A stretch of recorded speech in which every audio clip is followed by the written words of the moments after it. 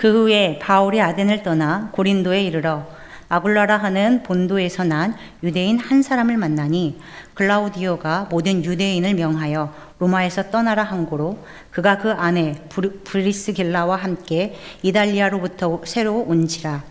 바울이 그들에게 감해 생업이 같으므로 함께 살며 일을 하니 그 생업은 천막을 만드는 것이더라. 안식일마다 바울이 회당에서 강론하고 유대인과 헬라인을 권면하니라.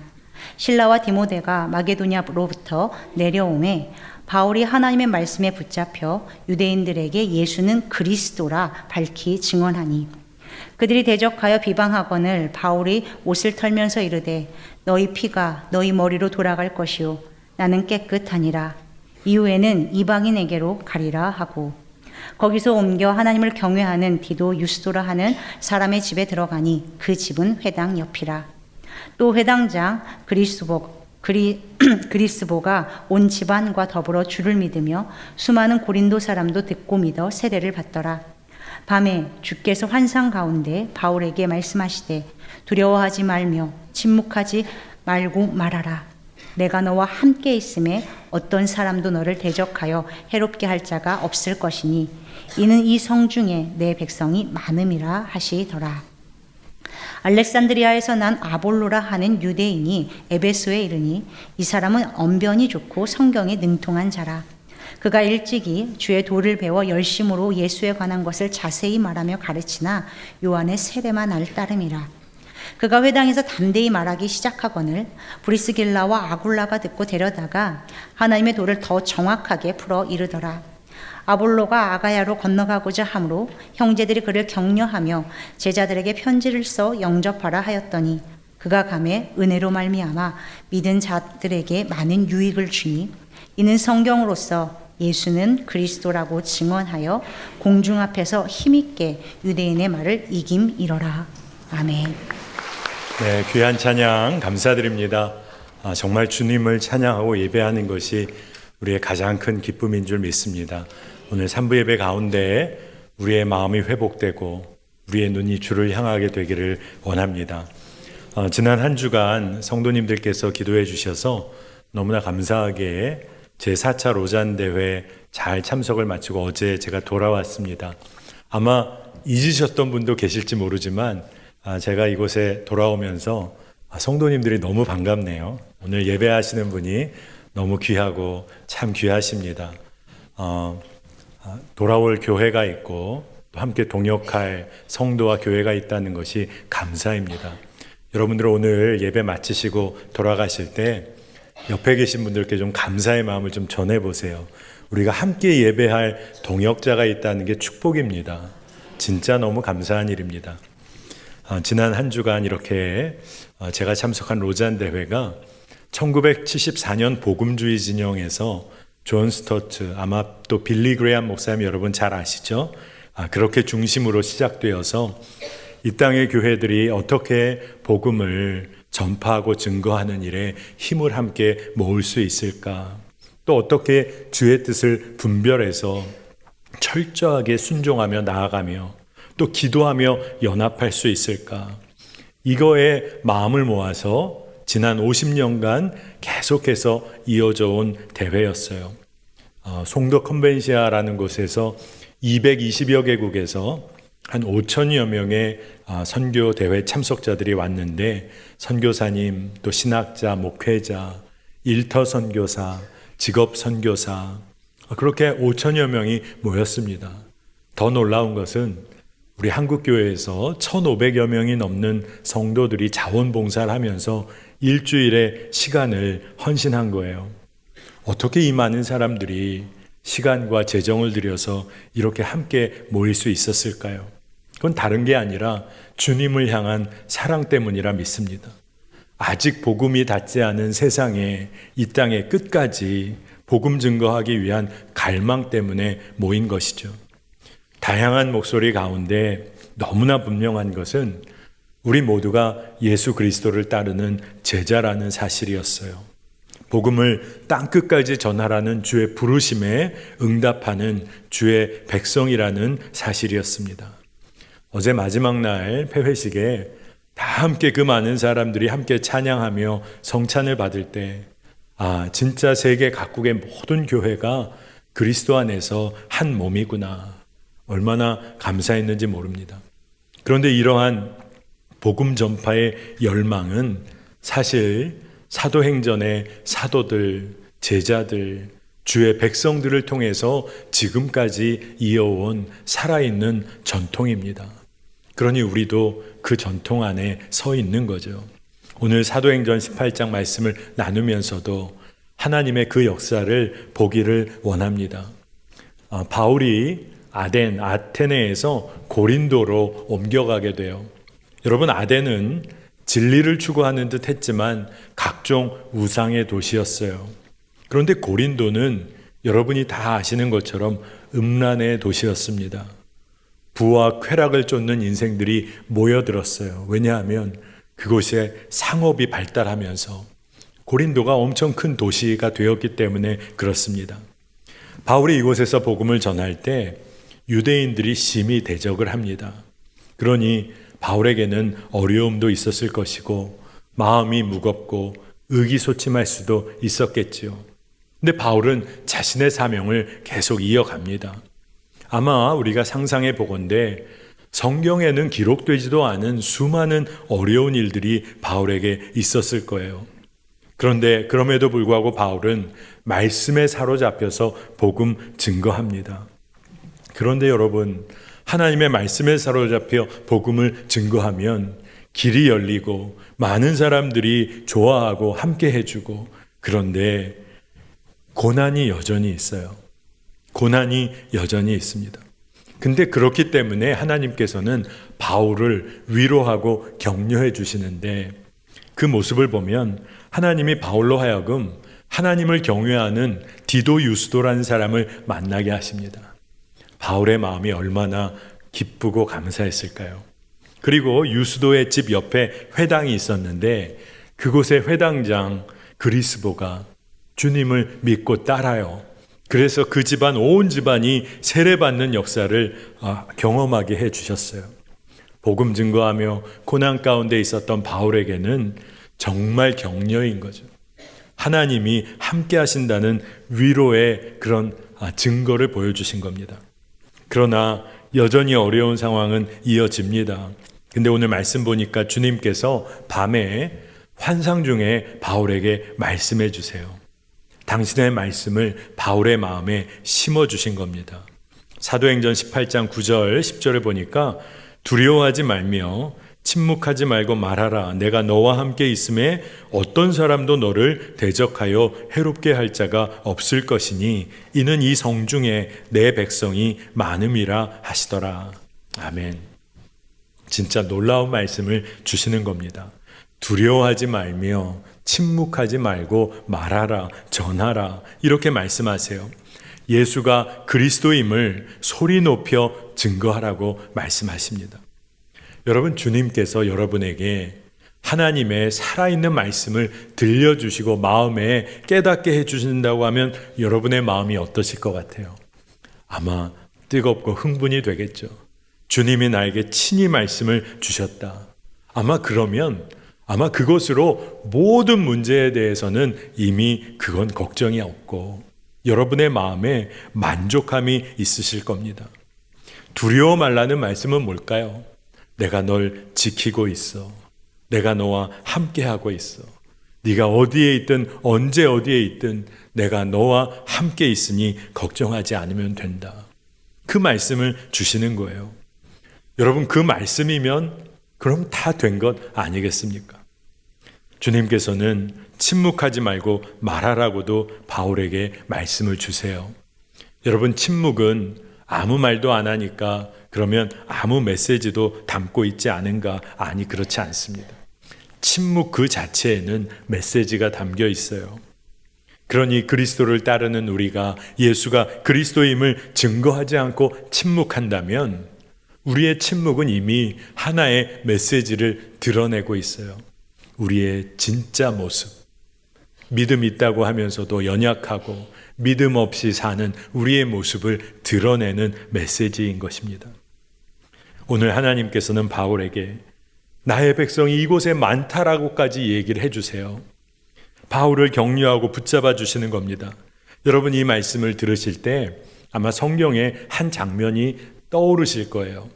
엘리야가 낙심하고 지치고 홀로 있게 되어 마음이 무너지고 있을 때, 그때 하나님께서 남은 자들을 남겨놓으셨다라고 알려주시며 위로해 주십니다. 열왕기상 19장 18절에 그러나 내가 이스라엘 가운데 7,000명을 남기리니 다 바알에게 무릎을 꿇지 아니하고 다 바알에게 입맞추지 아니한 자니라. 아멘. 이와 같이 바울은 힘을 얻습니다. 진짜 하나님의 말씀으로 힘을 얻어요. 고린도의 상황 쉽지 않지만 말씀을 살아내는 공동체와 동역자가 있음을 하나님으로부터 알게 되었을 때 그가 힘을 얻습니다. 우리가 무명이지만 하나님이 인정하시는 하나님의 백성, 곧 하나님께서 나의 백성이라고 우리를 불러주신다면 얼마나 영광스러울까요? 하나님께서 바울에게 나의 백성이 이 고린도 성중에 많이 있다라고 말씀하셨을 때 그 바로 나의 백성, 우리가 하나님의 백성, 나의 백성이면 얼마나 기쁘고 감사할까? 말씀 묵상하면서 한 가지 질문이 떠오르더라고요. 과연 나는 하나님의 백성, 하나님이 말하시는 나의 백성인가? 그리고 누군가 믿음 안에 서려고 애쓰고 있는 그 사람에게 내 삶이 믿음의 증거가 되고 있나? 그런 질문을 하게 됩니다. 여러분, 우리 주변에 어렵고 힘들고 낙심하고 그리고 어떻게 가야 할지 이제 믿음 다 흔들리고, 근데 여러분이 그 옆에 있다고 하면 그분들이 여러분의 믿음의 삶을 보면서 아, 그래, 하나님 살아계시구나. 믿음이 흔들릴 때 여러분을 보며 하나님은 진짜 살아계시지. 기도조차 하기 힘들어 기도가 멈췄을 때 기도하는 여러분을 보면서 그래, 기도하면 사는 거지. 우리가 그렇게 믿음의 증거가 되는 삶을 살고 있는지를 살펴야겠습니다. 우리는 누군가의 믿음의 증거가 되는 삶을 살아야 합니다. 고린도에서 바울이 처음 아굴라와 그의 아내 브리스길라를 만납니다. 우리가 잘 아는 내용이죠. 이들은 글라우디오 칙령으로 말미암아서 로마에서 유대인들이 다 떠나라고 칙령을 내렸기 때문에 고린도로 온 사람들이에요. 근데 그들의 생업이 바울처럼 천막 만드는 일이었습니다. 그래서 바울도 그들과 같이 하며 함께 살며 일을 했어요. 그런데 한 가지를 잘 봐야 합니다. 바울은 생업도 하였지만 거기에만 몰두하지 않고 그의 본업에 충실했어요. 여러분, 무엇이 바울의 본업입니까? 복음을 증거하는 일이에요. 바울은 자기의 본업을 놓을 수가 없었어요.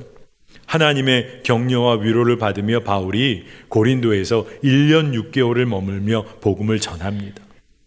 주의 말씀이 그에게 있었고 그리고 함께하는 동역자가 있었기에 그는 그 일을 할 수 있었어요. 그러나 무엇보다 바울이 계속 고린도에서 1년 6개월이나 복음을 전할 수 있었던 힘의 원천이 뭐였을까요?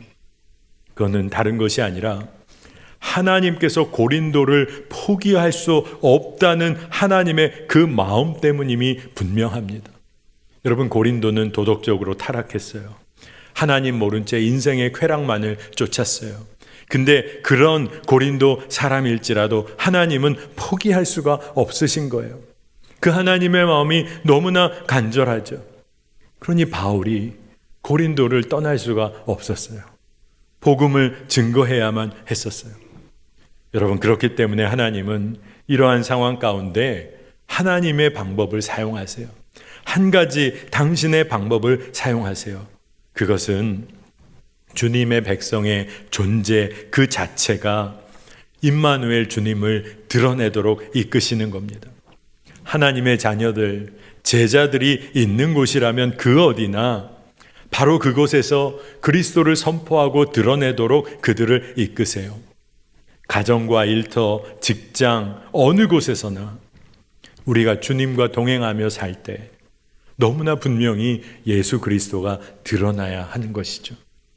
지난 주간 참석한 로잔대회 아침 세션이 있었는데 그 중에 스피커 한 분이 이런 얘기를 하세요. 우리가 일하는 곳이 선교의 현장이 돼야 한다. 그런 이야기를 하시는데 자기가 아는 한 분을 소개하더라고요. 이야기인데 간략히 이야기하면 아는 성도님 한 분이 미장원에서 일을 하신대요. 그런데 손님의 머리를 매만지고 손질해 줄 때마다 마음속으로 그 손님 안에 그 위에 하나님의 은혜가 임하기를 늘 기도하며 일한다는 거예요. 제가 이렇게 상상을 해보니까 미장원에서 손님 머리를 매만지면서 기도하니 마치 안수기도 하는 것 같은 생각이 들더라고요. 그런 상상이 들더라고요. 여러분, 여러분의 일터에서 그렇게 간절하게 기도함으로 여러분의 일을 감당하시기를 축복합니다. 여러분, 그래서 우리의 삶의 매 순간 그리고 우리가 있는 일터 곳곳마다 주의 살아계심이 드러나야겠습니다. 그런데 이러한 일이 아주 부담되는 어떤 과제나 의무가 결코 아니에요. 그리스도인이라면 누구나 주님과 동행하고 대화하고 순종하는 삶을 사는 건 너무나 자연스러운 삶이죠. 그러니 그 걸음, 삶의 걸음을 통해 주님이 드러나는 것입니다. 그럼에도 우리는 이런 마음이 들 때가 있어요. 어려운 상황이나 내 삶의 형편이 좀 바뀌고 그리고 누군가가 도울 자가 생겨야 그러면 이제 복음을 전할 수 있지 않을까. 여러분, 결코 그렇지 않습니다. 복음이 전해지고 복음을 전했기에 변화가 일어나는 겁니다. 여러분, 상황이 좀 제대로 바뀌어서 내가 복음을 전할 상황이 돼야지. 아니에요. 복음을 전할 수 있었기에 상황도 바뀌고 도울 자도 생기는 겁니다. 기도할 여건이 돼야 기도할 것 같아요. 저는 도무지 기도할 형편이 아닙니다. 아닙니다. 기도조차 할 수 없을 것 같이 어려울지라도 그때 기도하면 그 어려운 상황도 그 기도로 바뀌고 일어나게 되는 줄 믿습니다. 먹고 살만해져야 나도 섬기고 헌신하고 나누고 베풀고 살지 않겠습니까? 여러분, 우리가 아마 한 번쯤은 다 경험했을 거예요. 먹고 살만해지고 조금 더 여유가 생겼더니 다른 거 생각할 때 있잖아요. 그리고 주의 복음을 증거하는 것보다 내가 원하는 거 하고 싶을 때 있잖아요. 여러분, 쉽지 않은 삶 가운데 그리고 그런 삶을 사는 것 같지만 그 삶을 주께 맡기고 헌신하고 섬겼더니 삶의 형편은 정말로 어려운 것 같았지만 이상하게도 나누고 베풀 힘이 생기고 주님이 붙잡아 이끌어 일으키심을 우리가 경험하지 않습니까? 진짜 그렇게 살아야 합니다. 복음을 증거하고 기도하고 먼저 나누고 헌신할 때 주님이 우리의 삶을 바꾸어 나가십니다. 바울에게는 생업이 있었어요. 천막 만드는 일입니다. 그런데 그는 생업에 매몰되지 않았어요. 눈에 보이는 상황과 여건은 쉽지 않았어요. 근데 본업인 복음 증거하고 전파하는 일에 마음을 쏟습니다. 여러분, 누군가가 복음을 증거할 때 변화가 시작돼요. 그러니 여러분, 이곳에 모인 우리 모두의 삶에 예수 그리스도가 증거되고 있습니까? 예수가 그리스도이시라는 그 복음이 드러나고 그걸로 인하여 우리가 기뻐하고 힘을 얻습니까? 여러분께 꼭 질문할 굉장히 중요한 내용은 우리의 본업이 예수를 증거하는 일인가 하는 것입니다. 진짜 잘 생각해야 합니다. 우리가 세상을 살면서 직장이 필요하죠. 일하는 것이 필요합니다. 그래서 직장을 따라 삶을 옮기거나 때로는 일하다가 전혀 다른 직업으로도 옮겨야 할 때가 있죠. 그리고 그 일을 붙잡고 의지하며 살기도 합니다. 땀을 흘려 얻은 것으로 인하여 우리가 삶을 이어가고 또 정직하고 성실하게 살아갑니다. 생업을 잘 감당하는 것도 하나님의 뜻이라 믿습니다. 중요하죠. 그러나 평생 생업에만 매달려 그것에 휩쓸려만 살다가 하나님 앞에 서게 된다면 얼마나 민망할까요?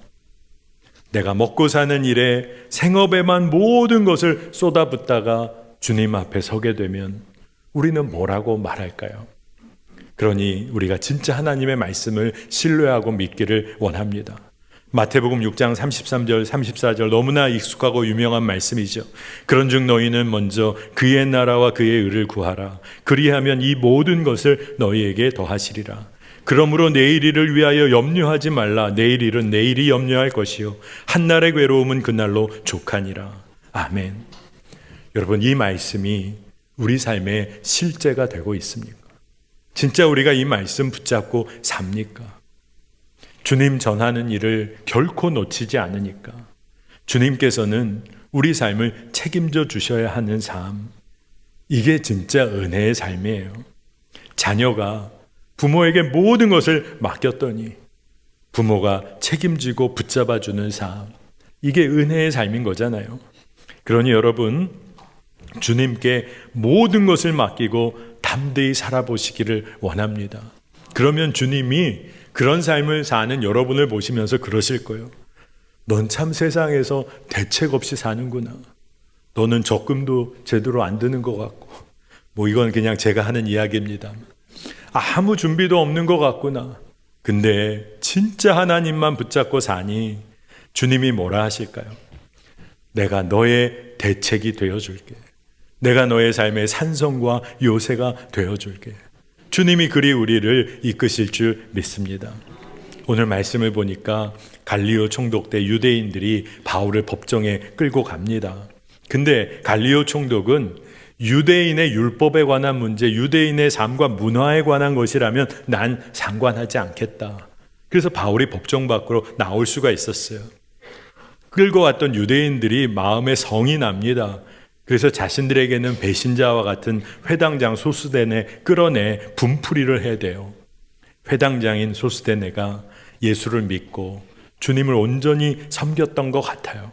그러니 유대인들이 온갖 분풀이와 화를 냅니다.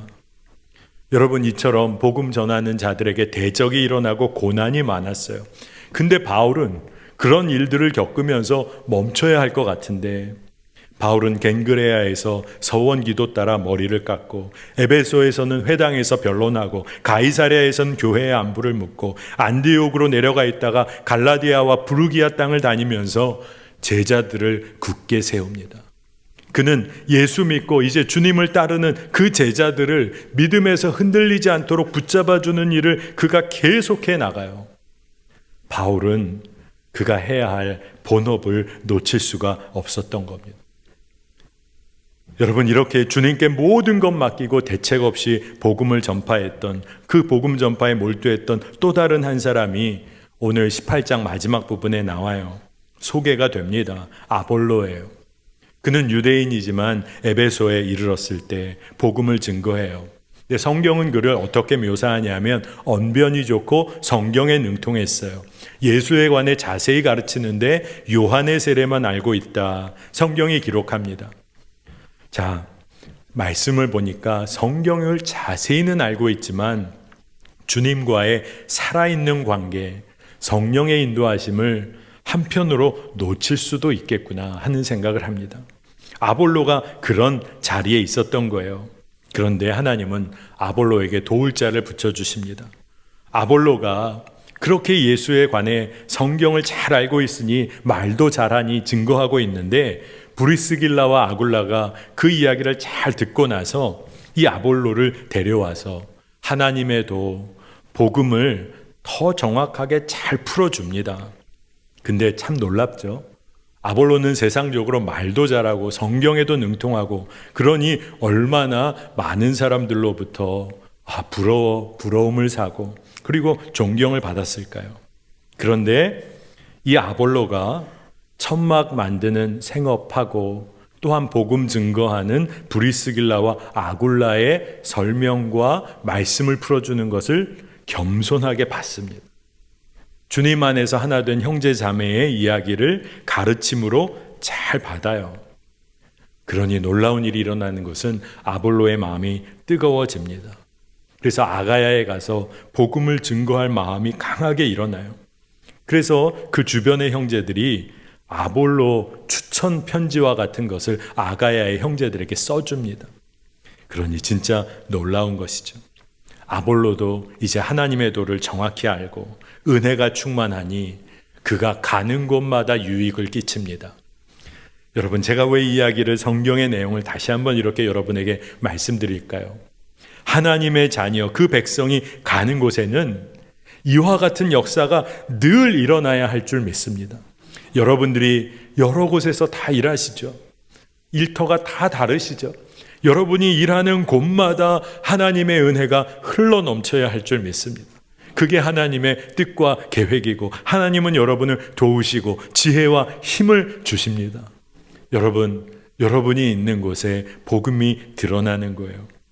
아볼로가 그곳에 가서 복음 전파한 모습이 너무나 인상적으로 성경에 기록되어 있습니다.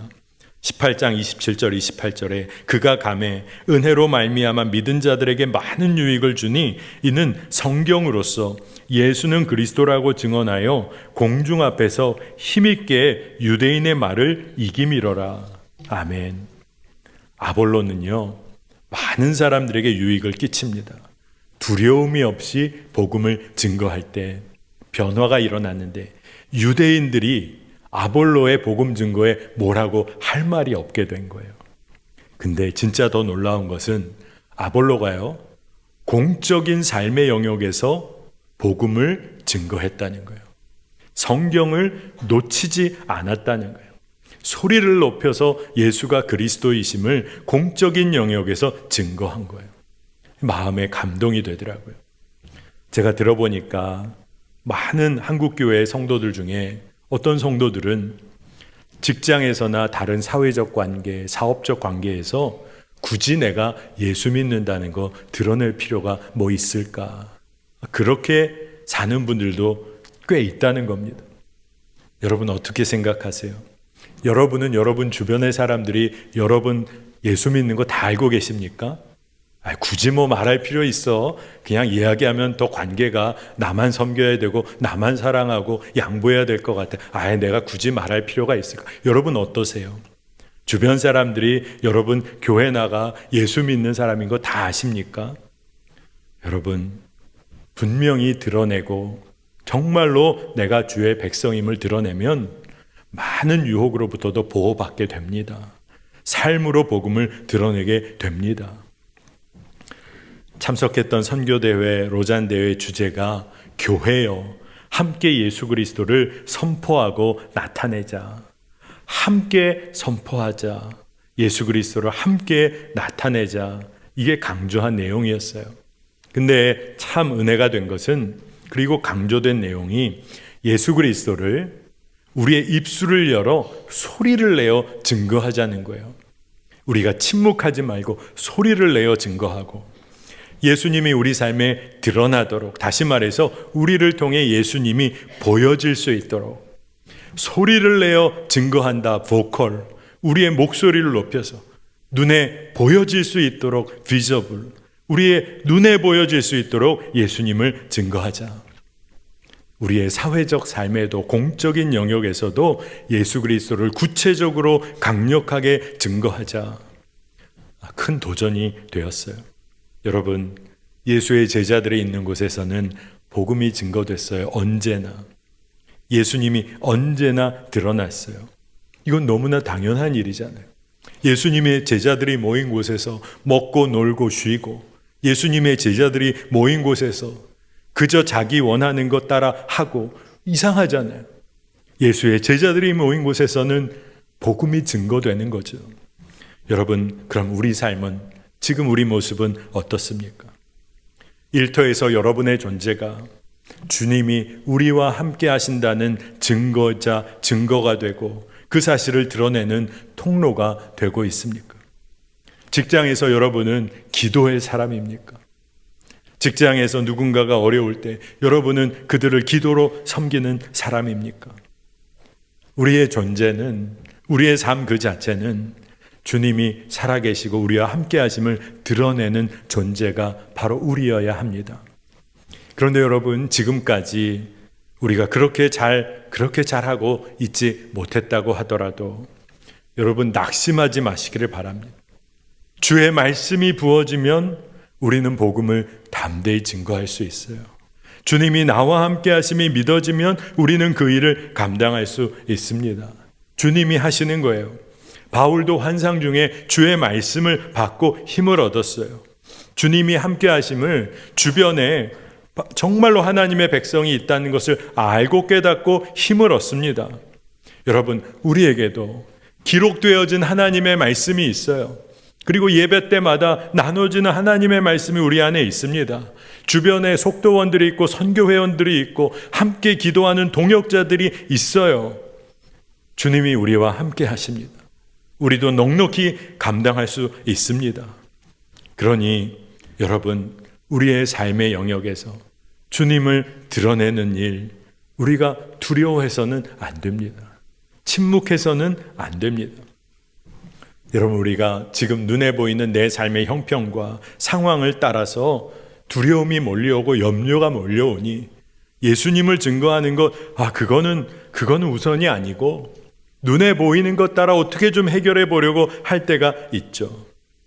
눈에 보이는 상황, 그래서 눈에 보이는 어떤 결과를 쫓아서 좀 해결해 보려고 그렇게 열심히 따라 살았던 경험이 우리 가운데 있잖아요. 근데 그렇게 했더니 어떻게 됐습니까? 진짜 두려움과 염려가 사라졌습니까? 아마도 더 큰 염려와 두려움이 찾아왔을 거예요. 여러분, 두려움과 염려의 삶, 이제 믿음으로 우리가 멈춰 세워야 합니다. 아무리 상황이 어려워도 주님이 나의 놀라우신 주님 왕이시다, 이걸 드러내기 시작하면 예수 그리스도께서 일하시는 줄 믿습니다. 내 삶을 주님이 다스리시도록 내어드리면 여러분이 있는 곳, 내가 있는 곳이 주의 통치가 이루어지는 하나님의 나라예요. 하나님의 나라는 어디에 존재하는 것입니까? 세상 나라는 국경을 따져서 우리나라 자신의 나라가 어디 있다고 하겠지만, 하나님의 나라는 하나님의 백성들이 그 말씀에 순종하는 삶의 현장이 하나님 나라가 되는 것입니다. 하나님의 통치에 순종하는 이들이 있는 그곳이 하나님의 나라인 것이죠. 여러분, 그렇게 우리가 함께 우리의 삶에서 예수 그리스도를 선포하고 나타내십시다. 이게 우리의 사명이고 이 땅에서의 우리의 본업입니다. 여러분, 본업을 놓치고 사시면 안 됩니다. 정말로 엉뚱한 곳에 마음 빼앗겨서는 안 됩니다. 주님 주신 본업, 사명, 그 사명을 살아내십시다. 교회여, 함께 예수 그리스도를 선포하고 나타내자. 여러분, 매화교회여, 함께 예수 그리스도를 선포하고 나타내십시다. 주님의 부르심인 줄 믿습니다. 이 시간 함께 말씀 기억하며 기도하겠습니다. 하나님, 감사합니다. 주님의 놀라우신 은혜로 우리를 주의 자녀 삼으시고 백성 삼으시고 사명 감당하는 제자로 세우시니 은혜요 감사합니다. 주님, 주의 말씀이 우리 안에 역사하시고 또 주님께서 믿음의 동역자를 붙여주시니 이제 두려움 없이 복음 증거하는 삶을 살게 하소서. 예수가 나의 그리스도이심이 분명히 믿어진다면 이제 우리가 살아가는 곳곳마다 주님이 드러나는 삶 살게 될 줄 믿습니다. 우리의 삶이, 우리의 존재가 임마누엘 주님을 드러내게 하여 주옵소서. 살아계신 주님과 동행하며 그 기쁨 놓치지 않게 하여 주옵소서. 감사드리며 예수 그리스도의 이름으로 간절히 기도합니다. 아멘.